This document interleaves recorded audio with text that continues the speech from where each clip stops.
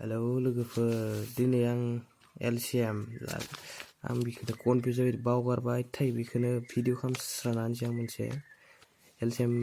लानायखौनो बावगारबाय थायो ओरै बेखौथ' गोसो दङ र' निखौ आसाम बेखौ लानांगोन बे मोनथामखौ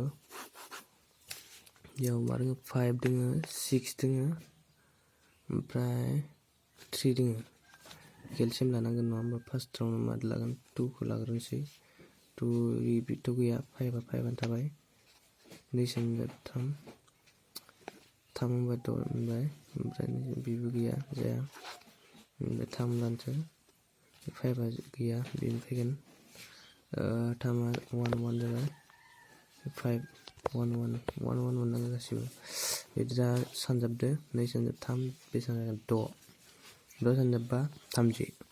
बेनि LCM मा जागोन 30 जागोन 30 मेन प्रब्लेमा बेनाया बेदो बे गोजौआव मा जागोन बेखौनो हायामोन आङो बेनिखायनो भिडिअखौनो बानायना होस्राबाय आरोना बुस्थुखौ इदि खालामनांगौ दासो गोसो फैदों बादो बेखौ राननांगौ बादो रानबा बेसेबां जागोन बे 5 सानजाब 6 30 6 लाबाय 6 सानजाब 1 6 प्लास जाबाय ओमफ्राय नैबे 6 सानजाब 6 30 खौ रानदो 30 खौ रानबा ओरै जागोन ओरै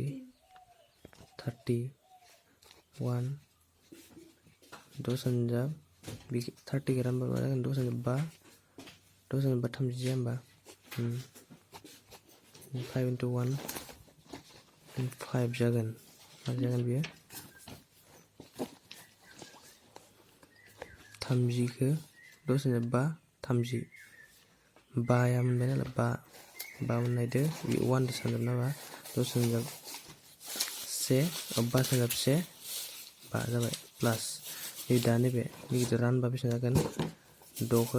30 खौ रानबा 10 थागोन नङा होमबा 3 सानजाब 10